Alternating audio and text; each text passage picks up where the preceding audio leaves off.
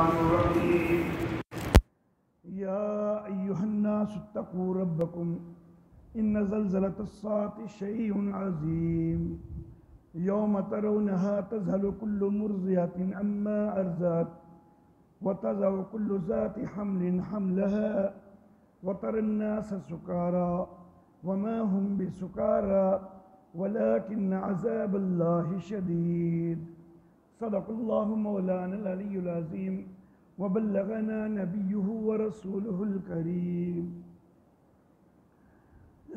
سورة الحج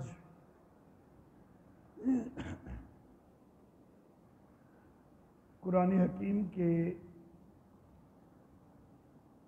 جو عنوانات سورتوں کے لکھے ہوتے ہیں تو سورۃ الحج کے ساتھ مدنیت ان کا لفظ لکھا ہوتا ہے، لیکن بعض صورتیں ایسی بھی ہیں کہ جن کے مکی یا مدنی ہونے کے اندر کسی حد تک اختلاف پایا جاتا ہے۔ یہ جو سورہ مبارکہ ہے سورۃ الحج، اس کے بھی مکی یا مدنی ہونے میں کسی حد تک اختلاف پایا جاتا ہے۔ بعض کی رائے یہ ہے کہ اس کو مکی قرار دیا جانا چاہیے، بعض کی رائے یہ ہے کہ اس کو مدنی قرار دیا جانا چاہیے۔ اس طرح کا اختلاف جو ہے چند ایک صورتوں میں موجود ہے، جن میں سورۃ الفلق اور سورۃ الناس بھی ہیں۔ ان کے اندر بھی یہ اختلاف پایا جاتا ہے کہ کیا وہ مکی ہیں یا مدنی ہیں۔ بہرحال غالب رائے جو ہے وہ اس سورہ مبارکہ کے مدنی ہونے کی ہے۔ اللہ واللہ۔ قرآن حکیم کی جو مختلف صورتیں ہیں ان میں مثال کے طور پر ایک صورت مکی ہے، تو آگے یہ تعین کرنا کہ مکی دور میں وہ کس حصے میں نازل ہوئی ہے، یا پھر ایک صورت مدنی ہے تو یہ تعین کرنا کہ مدنی دور کے کس حصے میں نازل ہوئی ہے، تو اس معاملہ میں تو اختلاف اکثر ہی ہو جاتا ہے۔ کسی کی رائے کچھ پہلے کی ہوتی ہے، کسی کی رائے کچھ بعد کی ہوتی ہے۔ البتہ اتنا جو ہے وہ دونوں کی رائے متفقہ ہوتی ہے کہ ہے جی مکی، لیکن مکی میں کس سال میں نازل ہوئی ہے اس میں اختلاف یہ تو عموماً ہوتا رہتا ہے، یا یہ کہ یہ ہے تو مدنی، اس میں تو دونوں کا اتفاق ہو گیا، لیکن مدنی دور میں آگے کس حصے میں نازل ہوئی ہے اس میں اختلاف ہو گیا۔ یہ چیز تو اکثر پائی جاتی ہے، لیکن یہ چیز بہرحال کم ہے کہ یہ اختلاف ہو کہ یہ مکی ہے یا مدنی ہے۔ تو بہرحال اس سورہ مبارکہ کے اندر یہ اختلاف بھی موجود ہے کہ یہ سورت مکی ہے یا مدنی ہے۔ اللہ واللہ۔ پھر بعض صورتیں ایسی بھی ہیں کہ جن کا اکثر حصہ وہ مکی دور میں نازل ہوا ہو، لیکن کچھ تھوڑا بہت حصہ مدنی دور میں بھی اس کا آیا ہو، ایسا بھی ہے۔ یا پھر اکثر وہ سورہ مبارکہ جو ہے اکثر اس کا حصہ وہ مدنی دور میں آیا ہے، لیکن اس کا کچھ حصہ جو ہے وہ مکی دور میں بھی آیا ہے، ایسا بھی ہو جاتا ہے۔ اس کی بڑی واضح اور بہت بڑی مثال سورۃ البقرہ ہے۔ سورۃ البقرہ جو ہے غالباً مدنی دور میں شروع ہونے والی پہلی سورت ہے، گویا کہ مدنی دور میں سب سے پہلے جو وحی آئی وہ سورۃ البقرہ کے حوالہ سے ہی آئی، لیکن جو نبی اکرم صلی اللہ علیہ وآلہ وسلم کی حیات طیبہ کی سب سے آخری وحی ہے وہ بھی سورۃ البقرہ کی ہی ایک آیت ہے۔ وہ جو عموماً لوگوں میں مشہور ہے نا کہ الیوم اکملت لکم دینکم واتممت علیکم نعمتی ورضیت لکم الاسلام دینا، سورۃ المائدہ کے اندر جو ہے عموماً لوگ سمجھتے ہیں کہ یہ آخری آیت ہے، لیکن یہ چیز بالکل غلط ہے، وہ آخری آیت نہیں ہے، صرف اس کے لفظوں سے یوں لگ رہا ہے کہ آج کے دن میں نے تمہارے لیے دین مکمل کر دیا، تو اس سے غلط فہمی ہوگی کہ وہ آخری آیت ہے۔ آخری آیت جو غالب رائے ہے وہ سورۃ البقرہ کی آیت نمبر 281 ہے، وَاتَّقُوا يَوْمًا تُرْجَعُونَ فِيهِ إِلَى اللَّهِ، تو یہ والی آیت جو ہے یہ آخری آیت مبارکہ ہے قرآن حکیم کی۔ اب سورۃ البقرہ کی پہلی وحی جو ہے، سورۃ البقرہ جو ہے مدینہ کی پہلی وحی بھی ہے اور مدینہ کی آخری وحی بھی ہے، تو گویا کہ سورۃ البقرہ جو ہے وہ پورے مدنی دور کے اندر آہستہ آہستہ نازل ہوتی رہی ہے، کوئی حصہ مدنی دور کے کسی وقت میں، کوئی حصہ مدنی دور کے کسی وقت میں، تو پورا مدنی دور محیط ہے۔ لیکن سورۃ البقرہ کی جو آخری دو آیتیں ہیں، آمن الرسول بما انزل الیہ سے شروع کر کے آخر تک، تو وہ معراج کی رات میں آسمانوں پر عطا کی گئی تھی، اور معراج مکی دور میں ہوا ہے، تو گویا کہ وہ دو آیتیں، باقی ساری سورت مدنی ہے لیکن وہ دو آیتیں جو ہے وہ مکی دور کی ہیں۔ تو کبھی یوں بھی ہوتا ہے کہ سورت کا اکثر حصہ مکی ہو اور کچھ حصہ مدنی ہو، یا اکثر حصہ مدنی ہو اور کچھ حصہ مکی ہو، یہ چیز بھی ہو جاتی ہے۔ اللہ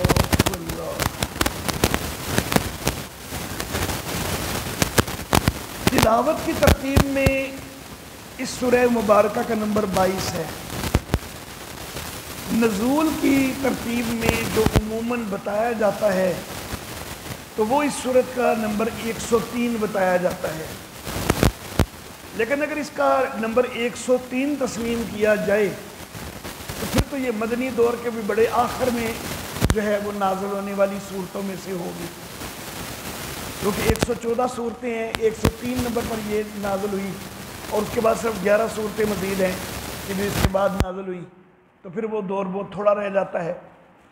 تو بہرحال اگر یہ رائے مان لی جائے جو عموماً اس کا نمبر بتایا جاتا ہے کہ 103 نمبر پر اس کا نزول ہے، اگر یہ رائے مان لی جائے تو پھر تو مدنی دور کا آخری حصہ وہ اس کے نزول کا دور ہونا چاہیے۔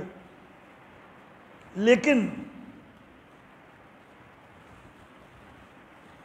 اس سورہ مبارکہ کی جو ابتدائی آیتیں ہیں ان کے متعلق اکثر کی رائے یہ ہے کہ وہ مدنی دور کی ابتدا میں نازل ہوئی ہیں، مدنی دور کے ابتدائی حصے میں نازل ہوئی ہیں، اور خاص طور پر درمیان میں ایک آیت ہے، آیت نمبر 39 اور پھر آیت نمبر 40، یہ جو دو آیتیں ہیں، اُذِنَ لِلَّذِينَ يُقَاتَلُونَ بِأَنَّهُمْ ظُلِمُوا، اجازت دے دی گئی ان کو کہ جن سے لڑا گیا ہے بوجہ اس کے کہ ان کے اوپر ظلم ہوا، وَإِنَّ اللَّهَ عَلَىٰ نَصْرِهِمْ لَقَدِيرٌ، اور بے شک اللہ ان کی مدد پر قادر ہے۔ الَّذِينَ أُخْرِجُوا مِن دِيَارِهِمْ، وہ لوگ کہ جو اپنے گھروں سے نکالے گئے بغیر حق، نا حق، إِلَّا أَن يَقُولُوا رَبُّنَا اللَّهُ، ان بیچاروں کا قصور صرف اتنا ہی ہے کہ وہ یہ کہتے ہیں ہمارا رب اللہ ہے، اس وجہ سے ان کو نکالا گیا۔ تو ان کو یہ اجازت دے دی گئی ہے کہ جب ان کو گھروں سے نکالا گیا ہے، ان پر ظلم کیا گیا ہے، تو اب وہ بھی لڑائی کر سکتے ہیں، یہ اجازت دے دی گئی ہے۔ اب یہ اجازت کب دی گئی ہے؟ غزوہ بدر سے پہلے دی گئی ہے، اور غزوہ بدر جو ہے وہ سن 2 ہجری میں ہوا ہے، تو گویا کہ ان دو آیات کا سن 1 ہجری کے اندر یا 2 ہجری کے اندر ہونا غزوہ بدر سے پہلے وہ یقینی ہے۔ تو کچھ آیتیں وہ ان کے الفاظ سے ان کا دور یقینی بھی متعین ہو جایا کرتا ہے۔ اچھا جی، تو بہرحال 100% حتمی جو ہے وہ ہم اس سورہ مبارکہ کے متعلق، اس کے دور کے متعلق بات نہیں کر سکتے۔ غالب رائے جو ہے وہ یہی بنتی ہے کہ مدنی دور کی ابتدا میں اس کا کچھ نہ کچھ حصہ تو ضرور نازل ہو گیا تھا، اور کچھ حصہ جو ہے وہ شاید زیادہ حصہ مدنی دور کے آخر میں نازل ہوا، اور ممکن ہے کہ کوئی آیتیں مکی دور میں بھی نازل ہوئی ہوں، تو اس لیے کچھ کی رائے مکی دور کی بھی بن گئی، کچھ کی مدنی دور کی ابتدا کی بھی بن گئی، لیکن چونکہ زیادہ حصہ مدنی دور کے آخر میں نازل ہوا تو اس لیے نمبر بنانے والوں نے اس کو 103 نمبر پر قرار دے دیا کہ زیادہ حصہ جو ہے وہ اس دور میں نازل ہوا۔ اللہ اللہ۔ اچھا جی، اب سورۃ الحج کا اس سے پہلی سورہ مبارکہ کے ساتھ ربط۔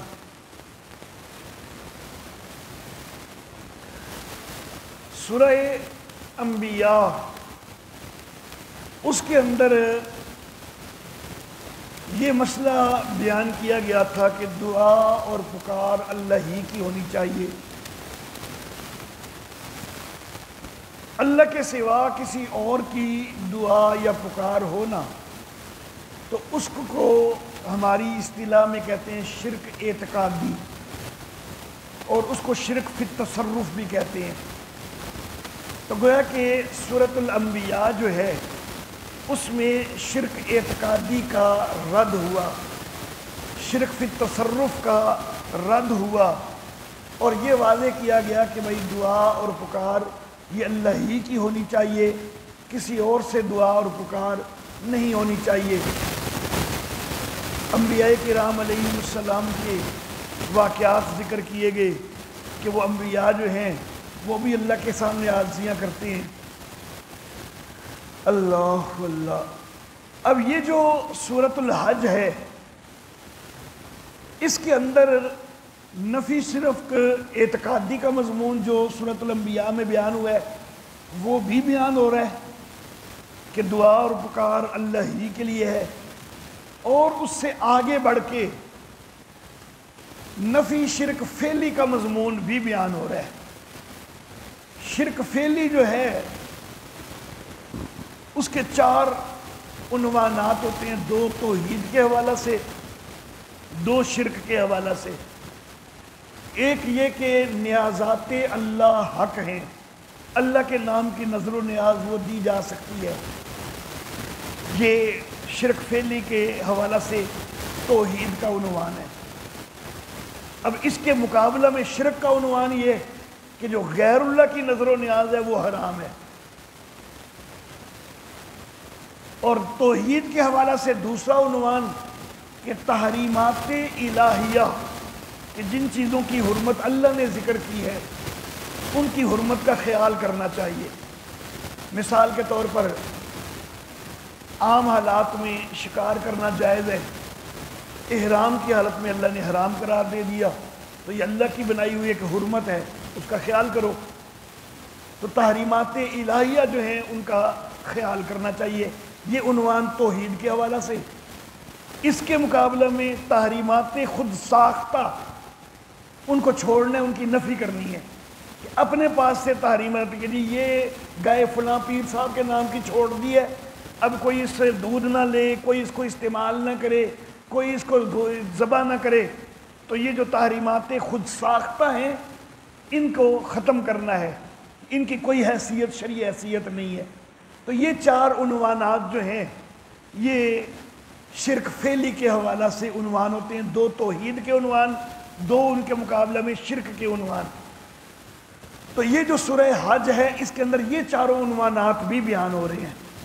تو سورۃ الانبیاء کے اندر صرف شرک اعتقادی کا بیان ہوا، اس میں شرک اعتقادی کا بیان بھی آ رہا ہے اور شرک فعلی کا بیان بھی آ رہا ہے، تو گویا کہ اس معاملہ میں ترقی ہو گئی۔ اچھا جی، مزید یہ سورۃ الانبیاء کے اندر مسئلہ توحید کا وہ تو بڑا واضح کیا گیا، لیکن جو نہیں مان رہے ان کے مقابلہ میں قتال کا کوئی حکم وہ سورۃ الانبیاء میں نہیں دیا گیا۔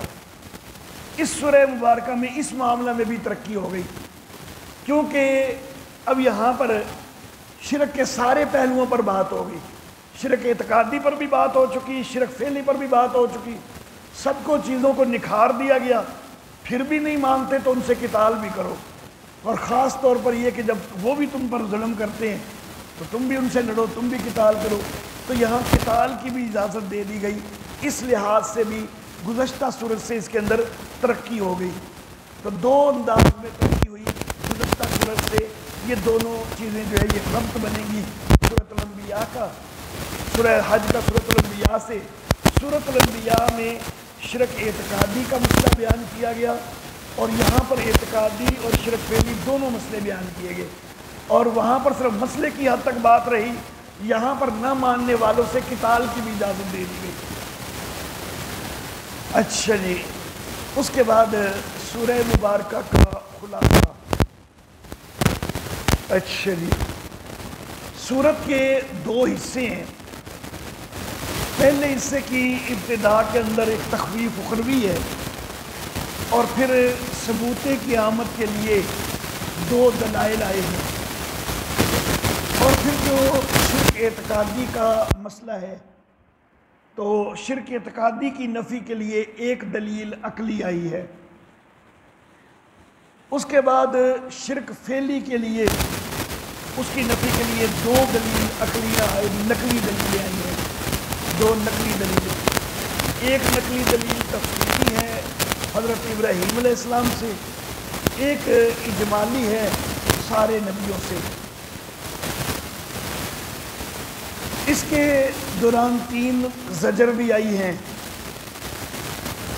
نفی شرک فعلی کے چاروں عنوانات بیان ہوئے ہیں اس سورہ مبارکہ میں، کہ نیازات اللہ جو ہیں وہ درست ہیں، ان کو استعمال کرو، ان کو کھاؤ۔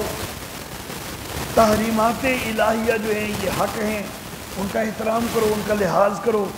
یہ دونوں عنوانات توحید کے حوالہ سے ہو گئے۔ اس کے مقابلہ میں دو عنوانات کہ نیازات غیر اللہ جو ہیں وہ حرام ہیں، ان سے بچو، غیر اللہ کے نام پہ جو نظر و نیاز وغیرہ دی جائے، اور تحریمات غیر اللہ یا تحریمات خود ساختہ، ان کی کوئی شرعی حیثیت نہیں ہے، کوئی بنیاد نہیں ہے۔ یہ دو عنوان شرک سے متعلق ہو گئے۔ اچھا جی، جس وقت شرک اعتقادی کا بھی مضمون بیان ہو اور شرک فعلی کا بھی مضمون بیان ہو، اور دونوں کی نفی کی جائے، تو مقابلہ میں پھر مشرکین وہ بھڑکتے ہیں۔ تو جب وہ بھڑکتے ہیں تو ان سے قتال کی بھی اجازت دے دی گئی۔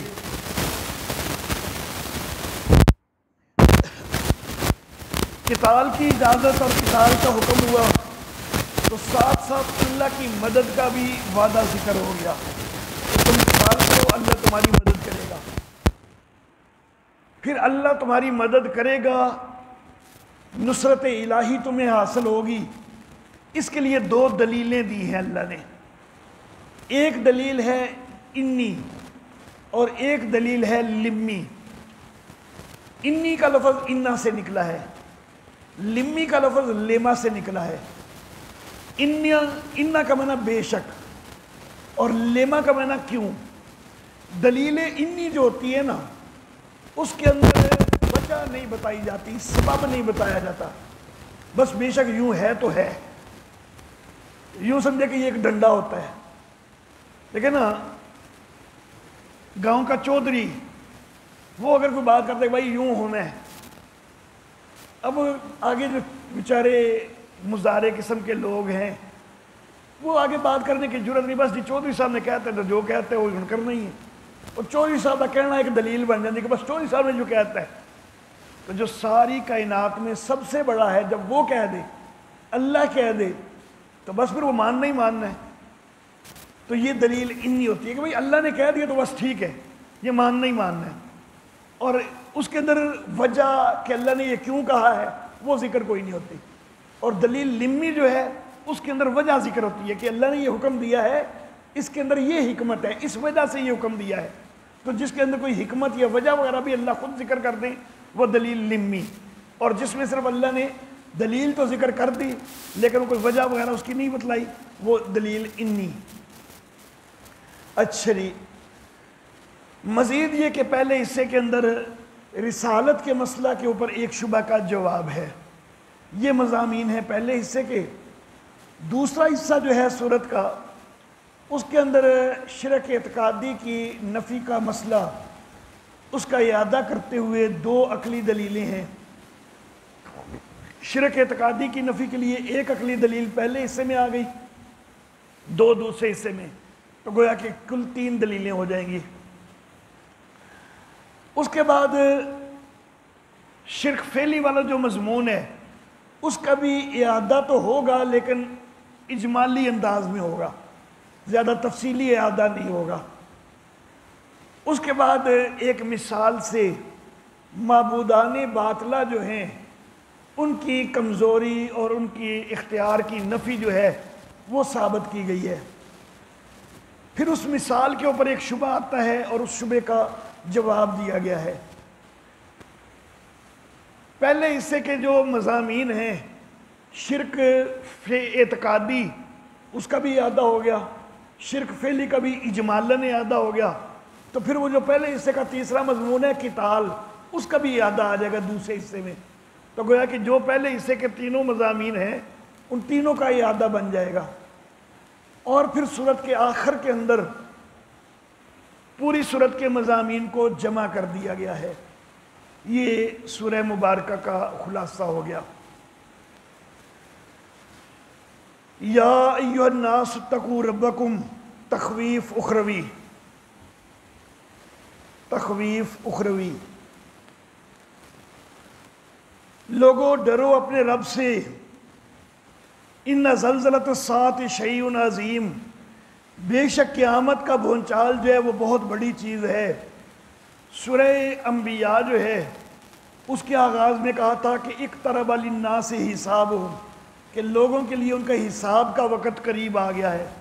اب یہاں پر جو ہے قیامت کی ہولناکیوں کا بیان جو ہے وہ کیا جا رہا ہے۔ یوم ترونہا، جس دن وہ قیامت کے بھونچال کو تم دیکھو گے نا تو کیا ہوگا کہ تذہل کل مرضعۃ اما ارضعت، غافل ہو جائے گی ہر دودھ پلانے والی اس سے کہ جس کو وہ دودھ پلا رہی ہے۔ ماں اپنے بچے سے غافل نہیں ہوا کرتی، بڑے سے بڑے تلخ بھی حالات آ جائیں نا تو ماں کو سب سے زیادہ فکر اپنے بچے کی ہوتی ہے۔ پھر بچہ جو ہے نا اگر چلو تھوڑا بڑی عمر کا ہو جائے نا تو پھر تو وہ خود اپنے آپ کو کچھ سنبھالنے والا ہو جاتا ہے، تو ماں کی فکر اس کے لیے تھوڑی سی کم ہو جاتی ہے۔ لیکن جو ابھی دودھ پیتا بچہ ہوتا ہے اس کے لیے تو ماں کی فکر حد سے زیادہ ہوتی ہے، وہ اپنی جان پر بھی کھیل کے تو اس کا دفاع کرتی ہے۔ لیکن اللہ کہتے ہیں وہ قیامت کا بھونچال ایسا شدید بھونچال ہوگا کہ ماں جو دودھ پیتے بچے تک سے غافل ہو جائے گی، اس کی بھی اس کو ہوش نہیں رہے گی۔ وَتَضَعُ كُلُّ ذَاتِ حَمْلٍ حَمْلَهَا، اور ہر حاملہ وہ اپنا حمل ڈال دے گی، یعنی اگر کوئی حاملہ ہے تو اس کا حمل ضائع ہو جائے گا، خواہ وہ کوئی خاتون ہے یا کوئی جانوروں کی مادہ ہے، کوئی بھی ہے پوری کائنات کے اندر کسی قسم کی کوئی مادہ ہے، کوئی بھی مؤنث ہے، اگر وہ حاملہ ہے تو اس کے سب کے حمل ضائع ہو جائیں گے۔ وَتَرَى النَّاسَ سُكَارَىٰ، اور لوگوں کی کیفیت یوں ہوگی کہ جیسے انہوں نے نشہ کیا ہوا ہے۔ وَمَا هُمْ بِسُكَارَىٰ، حالانکہ انہوں نے نشہ کیا نہیں ہوگا، بلکہ کیا ہوگا کہ وَلَٰكِنَّ عَذَابَ اللَّهِ شَدِيدٌ، لیکن یہ کہ اللہ کا عذاب بڑا شدید ہے نا، تو اس کی ہولناکی کی وجہ سے یہ سارا معاملہ ہوگا۔ وَمِنَ النَّاسِ مَن يُجَادِلُ، زجر نمبر 1، زجر نمبر 1 میں نے خلاصہ بیان کرتے ہوئے ذکر کیا تھا کہ 3 زجریں آئیں گی، تو یہ زجر نمبر 1۔ وَمِنَ النَّاسِ، لوگوں میں سے کوئی وہ ہے کہ مَن يُجَادِلُ فِي اللَّهِ، جو کہ اللہ کے معاملہ میں جھگڑا کرتے ہیں، بغیر علم، حالانکہ علم ان کے پاس ہے کوئی نہیں، اللہ کے معاملے میں جھگڑا کرتے ہیں۔ کوئی خدا کے وجود کا ہی انکار کرنے لگ جاتا ہے، کوئی خدا کے ساتھ شریک بنانے لگ جاتا ہے، تو بے علمی کے ساتھ جو ہے وہ جھگڑے کرتے ہیں اللہ کی ذات کے متعلق۔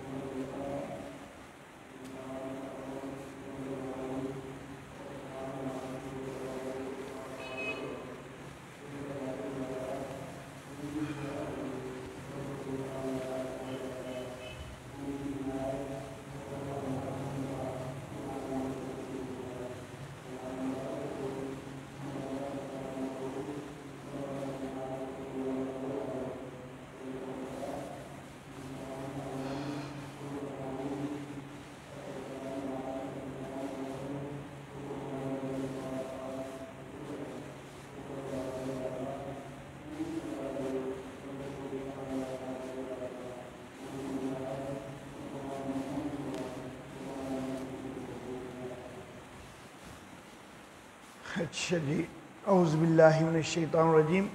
وَمِنَ النَّاسِ مَن يُجَادِلُ فِي اللَّهِ، لوگوں میں سے کوئی ایسا ہے کہ جو جھگڑا کرتے ہیں اللہ کی ذات کے متعلق، بغیر علم، بغیر علم کے، وَيَتَّبِعُ كُلَّ شَيْطَانٍ مَرِيدٍ، اور وہ ہر سرکش شیطان کی پیروی کرتا ہے۔ کتب علیہ، یہ جو علیہ ہے اس کی ضمیر کا مرجع شیطان مرید ہے، کہ جس کی پیروی وہ کرتا ہے، اس شیطان کے متعلق تو یہ بات لکھ دی گئی ہے۔ کتب علیہ، اس شیطان کے متعلق اس کی قسمت میں تو یہ بات لکھ دی گئی ہے کہ انہو من تولاہ، کہ جو بھی اس بدبخت شیطان کو دوست بنائے گا، جو بھی اس کا ساتھی بنے گا، فَأَنَّهُ يُذِلُّهُ، تو یہ شیطان اس اپنے ساتھی کو بہکا کے رکھے گا۔ جو بھی اس کے ساتھ دوستی لگائے گا شیطان اس کو بہکائے گا۔ وَيَهْدِيهِ إِلَىٰ عَذَابِ السَّعِيرِ، اور شیطان اس کو رہنمائی کرے گا دوزخ کے عذاب کی طرف، جہنم کے عذاب کی طرف۔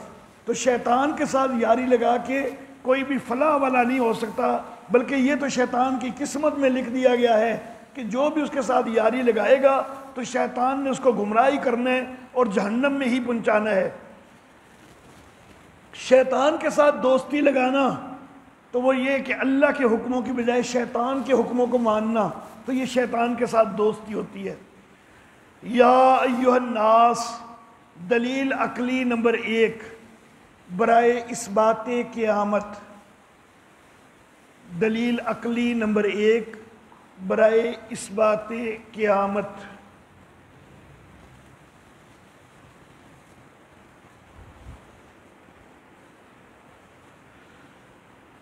دلیل عقلی نمبر 1 برائے اثبات قیامت۔ یا ایہا الناس، اے لوگو، ان کنتم فی ریب من البعث، اگر تم کو شک ہے جی اٹھنے میں، فإنا خلقناکم من تراب، تو دیکھو نا ہم نے تم کو پیدا کیا مٹی سے، کیونکہ انسان جو ہے وہ نطفے سے بنتا ہے نا، لیکن یہ نطفہ جو ہے تو وہ بھی اس کے بننے میں بھی مٹی کا دخل ہے۔ اس مٹی سے اناج وغیرہ ہوتا ہے، سبزیاں وغیرہ اگتی ہیں، ان سب کو استعمال کرتا ہے انسان، اور اسی سے پھر نطفہ بنتا ہے۔ تو ہم نے تم کو مٹی سے بنایا، پھر نطفہ سے بنایا، پانی کی بوند سے، ثم من علقۃ، پھر جمے ہوئے خون سے، ثم من مضغۃ، پھر بوٹی سے، مخلقہ جس کے اوپر نقشہ بنا ہوا، وغیر مخلقہ، اور کوئی وہ کہ جس کا نقشہ نہیں بنتا، یعنی وہ اس کا عمل پہلے ہی ضائع ہو جاتا ہے۔ تو یہ سارا کچھ جو ہے وہ ہم نے کیا۔ تو اگر یہ ہم سارا کچھ کر سکتے ہیں تو کیا تمہیں دوبارہ نہیں اٹھا سکتے؟ ہم تخلیق کر سکتے ہیں تو کیا دوبارہ زندہ نہیں کر سکتے؟ لِنُبَيِّنَ لَكُمْ، یہ سارا کچھ ہم نے اس لیے تمہیں بتایا ہے تاکہ تم کو بات واضح ہو جائے۔ وَنُقِرُّ فِي الْأَرْحَامِ، اور ہم ٹھہراتے ہیں رحموں کے اندر، مَا نَشَاءُ، جو ہم چاہتے ہیں۔ کسی کو ہم بیٹا بنا کے ٹھہرانا چاہیں تو بیٹا بنا کے ٹھہراتے ہیں، بیٹی بنا کے ٹھہرانا چاہیں تو بیٹی بنا کے ٹھہراتے ہیں۔ اِلَىٰ أَجَلٍ مُّسَمًّى، ایک مقرر مدت تک۔ ثُمَّ نُخْرِجُكُمْ طِفْلًا، پھر ہم اس کو نکالتے ہیں ایک بچے کی حیثیت سے۔ ثُمَّ لِتَبْلُغُوا أَشُدَّكُمْ، پھر یہ کہ تم اپنی جوانی کو پہنچو، یعنی ہم تم کو باقی رکھتے ہیں، تمہیں زندگی دیتے ہیں کہ تم اپنی جوانی تک پہنچو۔ لیکن وَمِنْكُمْ مَن يُتَوَفَّى، کوئی وہ بھی ہوتے ہیں تم میں سے کہ جو قبض کر لیے جاتے ہیں، کہ جلدی ان کی وفات ہو جاتی ہے۔ وَمِنْكُمْ، اور کوئی ایسے بھی ہوتے ہیں مَن يُرَدُّ، جو کہ لٹائے جاتے ہیں إِلَىٰ أَرْذَلِ الْعُمَرِ، اچھا جی، اس نکمی عمر تک، یعنی انتہائی بڑھاپے تک بھی پہنچ جاتے ہیں۔ لِكَيْ لَا يَعْلَمَ مِن بَعْدِ عِلْمٍ شَيْئًا، کہ وہ نہ جانے جاننے کے بعد کچھ بھی۔ بڑھاپا آ گیا، یادداشت ساتھ چھوڑ دیتی ہے، ساتھ دینا چھوڑ دیتی ہے، اور پہلے اچھا بندہ علم والا ہونے والا تو وہ بھی کئی چیزیں بھولنے لگ جاتا ہے۔ وَتَرَى الْأَرْضَ، دلیل عقلی نمبر 2 برائے اثبات قیامت، دلیل عقلی نمبر 2 برائے اثبات قیامت۔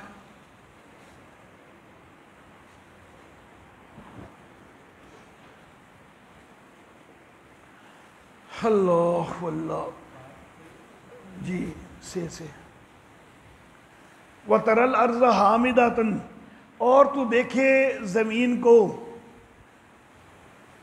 اچھا جی خراب پڑی ہوئی، فَإِذَا أَنزَلْنَا عَلَيْهَا الْمَاءَ، جب ہم اس کے اوپر پانی اتارتے ہیں، اہتزت، تو وہ تازہ ہو جاتی ہے، وَرَبَتْ ابھرنا شروع ہو جاتی ہے، یعنی اس کا سبزہ اگنے لگ جاتا ہے، وَأَنبَتَتْ مِن كُلِّ زَوْجٍ بَهِيجٍ، اور ہر رونق والی چیز جو ہے وہ اگانے لگ جاتی ہے۔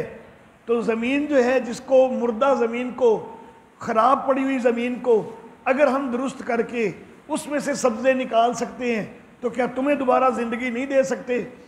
تو یہ دوسری دلیل ہوگی۔ ذالک بأن اللہ هو الحق، ذالک اچھا جی اے ذکرنا ذالکا، یعنی یہ سارا ہم نے ذکر کر دیا، بأن اللہ هو الحق، اے بأن اللہ اچھا جی اے لتعلم بأن اللہ، تاکہ تو جان لے کہ اللہ جو ہے وہی سچا ہے۔ یہ ہم نے ساری باتیں بیان کی تاکہ تجھے یقین ہو جائے، تو جان لے کہ اللہ ہی سچا ہے۔ وَأَنَّهُ يُحْيِي الْمَوْتَى، اور یہ کہ وہ اللہ مردوں کو زندہ کرے گا، وَأَنَّهُ عَلَىٰ كُلِّ شَيْءٍ قَدِيرٌ، اور یہ کہ وہ ہر چیز پر قادر ہے، وَأَنَّ السَّاعَةَ آتِيَةٌ، اور یہ کہ قیامت تو آنے والی ہے، لا ریب فیہا، اس کے اندر کوئی شک نہیں ہے، وَأَنَّ اللَّهَ يَبْعَثُ مَن فِي الْقُبُورِ، اور اللہ اٹھائے گا ان کو کہ جو قبروں میں ہیں۔ اچھا جی ثبوت قیامت کے متعلق دو دلیلیں ذکر کی کہ دیکھو تم کو ہم پیدا اگر کر سکتے ہیں تو کیا دوبارہ زندہ نہیں کر سکتے قیامت والے دن، یہ ایک دلیل دی۔ دوسری دلیل دی کہ خراب پڑی ہوئی بنجر پڑی ہوئی زمین، اس کو ہم درست کر کے اس کے اندر سبزے اگا سکتے ہیں، تو کیا ہم تمہیں دوبارہ زندہ نہیں کر سکتے؟ کیا قیامت ہم قائم نہیں کر سکتے؟ تو دو دلائل ذکر کیے۔ اب یہ دو دلائل ذکر کرنے کے بعد